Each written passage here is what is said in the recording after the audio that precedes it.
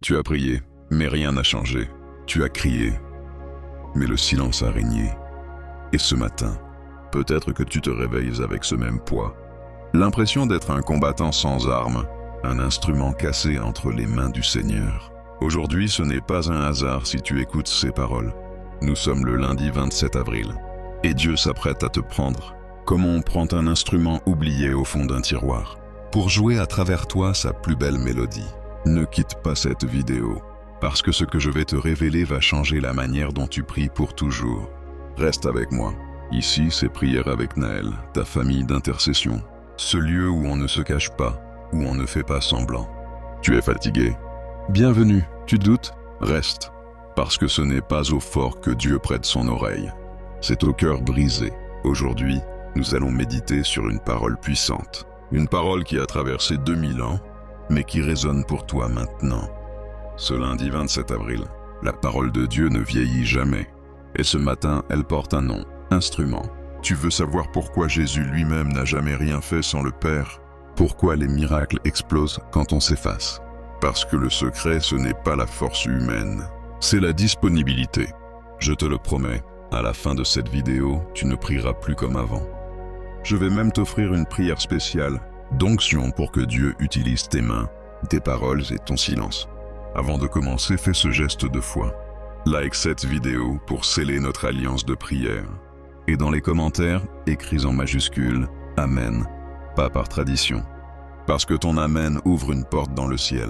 Ouvrons nos cœurs. L'évangile de ce lundi 27 avril nous vient du livre de Jean 15, 1 à 8. Écoute, ce n'est pas une histoire ancienne. C'est ton miroir. Je suis le vrai cep et mon père est le vigneron. Tu entends ça? Pas j'étais, pas je serai, je suis.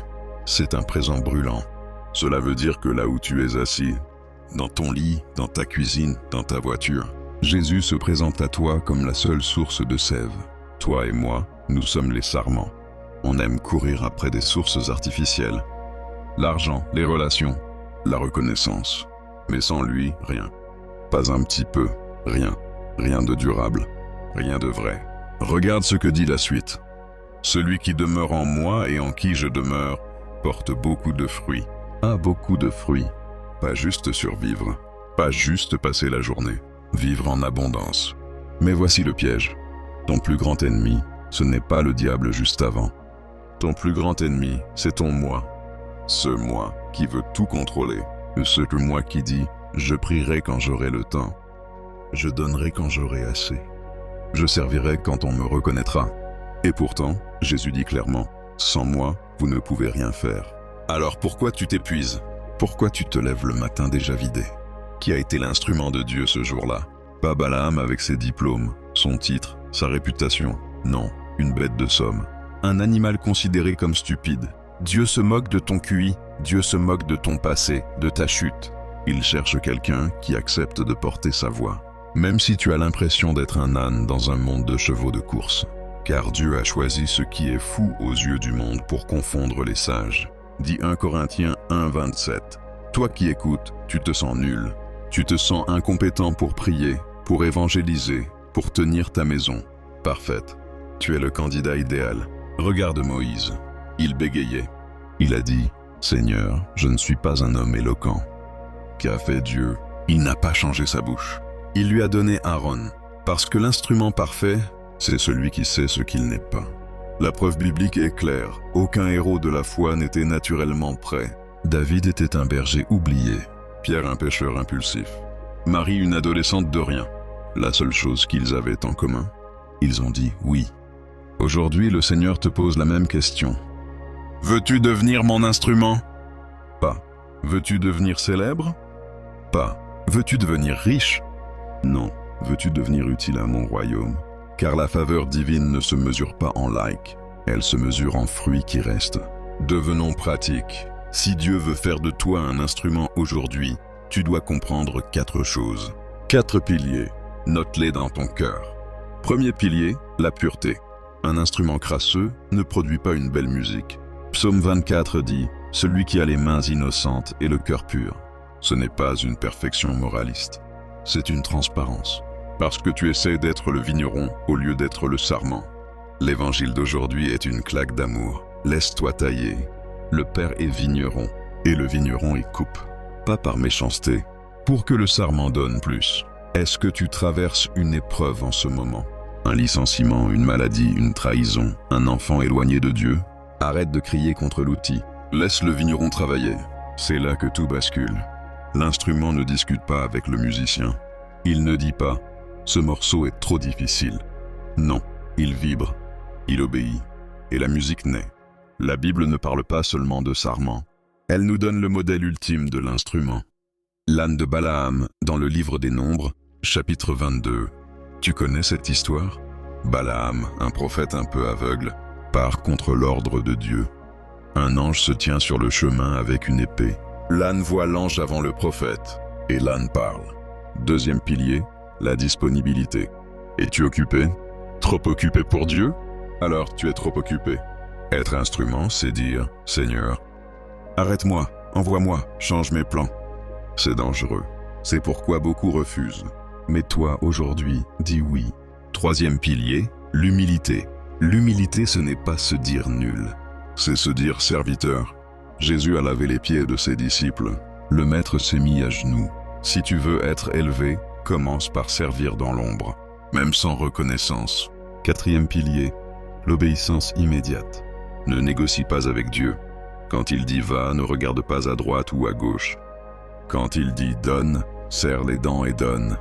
L'obéissance est la clé qui fait descendre la pluie de l'esprit. Je sens que quelqu'un qui écoute est en train de dire « Mais Naël, j'ai déjà obéi. Je suis au service depuis des années. Et pourtant, je suis épuisé. » Écoute-moi bien. Être instrument n'est pas une question de performance. C'est une question d'onction. Une guitare au placard ne sert à rien, mais une guitare entre les mains d'un musicien fait danser les foules. Le problème, ce n'est pas ton service. Le problème, c'est si tu t'es détaché du cep. Reviens à la source. Aujourd'hui, maintenant, je veux prier pour toi. Mais avant, je te demande quelque chose de sérieux. Lève ta main droite si tu es chez toi. Mets-la sur ton cœur. Seigneur, au nom de Jésus-Christ, je me tiens devant toi, non avec des mots religieux, mais avec un cœur qui crie. Ce matin, l'orgueil est brisé. Ce matin, la peur du regard des autres est brisée. Ce matin, la complaisance est brisée. Je ne veux plus être une statue dans une église. Je veux être un instrument dans ta main. Pardonne-moi pour toutes les fois où j'ai agi sans toi. Pardonne-moi pour toutes les prières faites par routine.